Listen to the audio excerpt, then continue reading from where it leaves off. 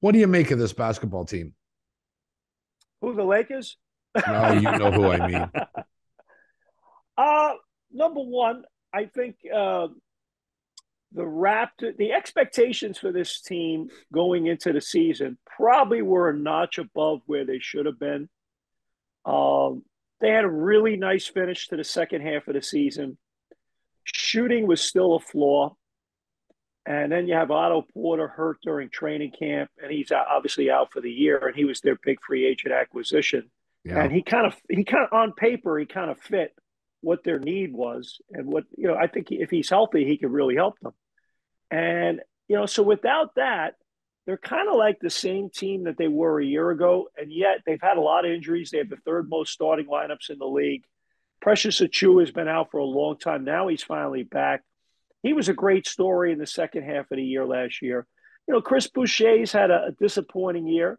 Uh, Fred VanVleet has had a lot of games where he's been not the same Fred VanVleet we're used to. And you put it all together with injuries and yada, yada, yada. And they missed Siakam for a while and a lot of other things. And it just hasn't come together. And the other thing is, too, and Bob, I'll say this because I experienced this summer. I was with John Shannon on a golf trip in Cabot. John lives the good life. I don't know if you know that, but I do. I was and seriously, I had people come up to me all across Canada and say, I wouldn't trade Scotty Barnes straight up for Kevin Durant with all the Kevin Durant drama with the Nets. And I'm like, hold on a minute. Are you kidding me? I mean, seriously. I mean, Scotty Barnes was rookie of the year. He's a nice young player. We don't know yet how good he's going to be. None of us know how good he's going to be yet. I guess I not. don't. None of. And but my point is, in the world we live in now, the hype machine gets totally ahead of itself and Yeah. out of control. And now the pressure on this kid and the expectations for him, and let's face it, young people aren't immune to hearing all this stuff. And that affects you as a player too, a little bit. That to me, and I'm not knocking him, I'm not knocking Kevin Durant. I'm just saying that sometimes things get a little haywire and off track and unrealistic. And, let's face it, he's had a little bit of the sophomore jinx this year. He's had a number of games where he's hasn't played to the level he's capable of playing at. Now, there are many other times that he has. He just has not taken that next step consistently yet. Can he? Will he? Only time will tell. I think the kid's got great upside. I think he's got a chance to be really good, uh, but in time. And I think Mhm. the problem is everything gets rushed. The hype machine catches fire, and now people lose their minds and are telling me I wouldn't trade this kid straight up for Kevin Durant. I'm going, this is one of the 75 greatest players to ever play the game. Are you Yeah. kidding me? Yeah. Seriously. No, you're right. You're How much 100% right. the Barnes thing's an interesting one too because and I've seen this in other sports with other athletes.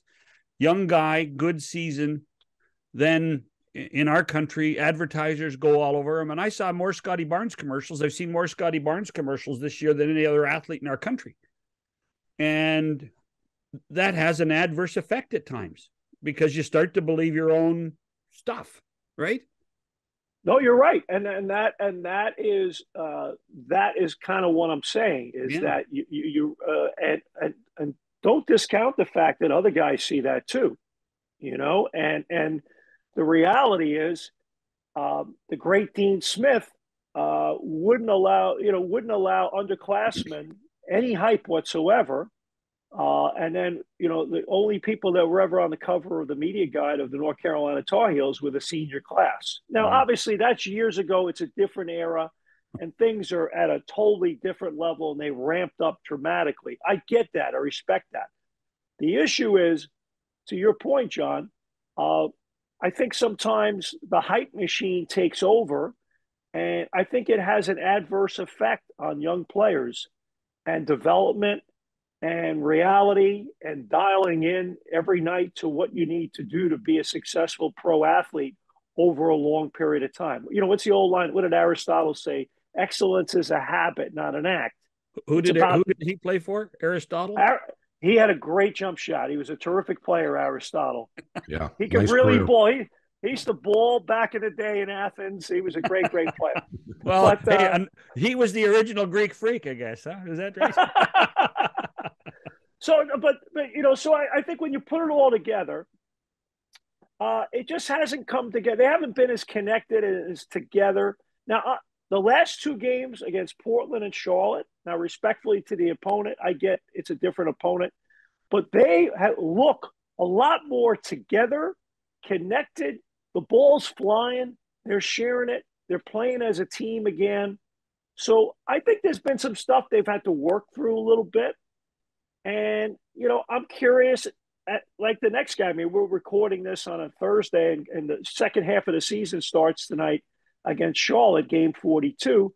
But at the last two games I've seen, and I've done both games on television, I kind of like what I've seen, and the ball's moving, and they're playing together as a team. And if they can do that, I think they'll have a good finish to the season. But they're a playoff team, and you know yourself that since the You think they're a championship, playoff team, Bob? well, maybe they are. I think Okay. they're gonna battle for a playoff spot, but that's what the expectation or the hope is, that they make the playoffs. Since 2019, I think the goal has changed. The ability of this team to win a championship changed the view of all fans. They want now championship caliber basketball, and this is not a championship caliber team. And we talk a lot about, okay, so we don't have Kawhi anymore, but think about it. Think about this: you don't have Kawhi, you don't have Green, you don't have Ibaka, you don't have Gasol, and you don't have Lowry. I mean, that probably was your starting five on many nights, right there. This is like 3 years ago. Kawhi, Green, Ibaka, Gasol, Lowry. Mm-hmm. None of those guys are with this organization anymore. This is an entirely different group. I mean, you can say, Van Vliet played a role, and he did. And Ibaka played, Siakam. Siakam played a role, and he did. But they weren't starters. They weren't key guys. They were fill-in guys who played minutes, but that certainly weren't the core of the team or the reason why they won a championship in and of themselves. So now the question becomes, okay, if this team isn't good enough to win a championship, do you mess with it? Do you trade? Do you try and get better? And if you do that, are you looking for young pieces to start over, or are you looking for established stars like the Kawhi deal? And those guys aren't out there right now, Jack, are they? No, it's a difficult situation right now. I think, I think Masai Ujiri has been on record as saying he doesn't like being in the middle. Right. I'm not a fan at all of the play-in situation. I mean, 16 teams out of 30 is more than enough for I the agree. playoffs. And adding another four to the mix, and none of those four teams are going to make the NBA Finals. All right. You're probably right. Most likely, none of the four are going to make the conference finals. So why are we wasting our time, and why are we dragging the season on for a made-for-TV event? But God forbid you disagree with the league office, because they like it, and that's all that matters. So whether you like it or not doesn't matter. They like it, and they think it makes money, and it's a made-for-TV event, so be it. We're going to live with it. But what it does is it creates, now you have 20 teams that are involved in that, and you have probably another 2 to 4 that maybe are on the fringe trying to get in, and you might have a coach that's under the gun that might lose his job. You might have an executive under the gun that might lose their job. You might have an owner demanding that a few extra playoff dates in his arena.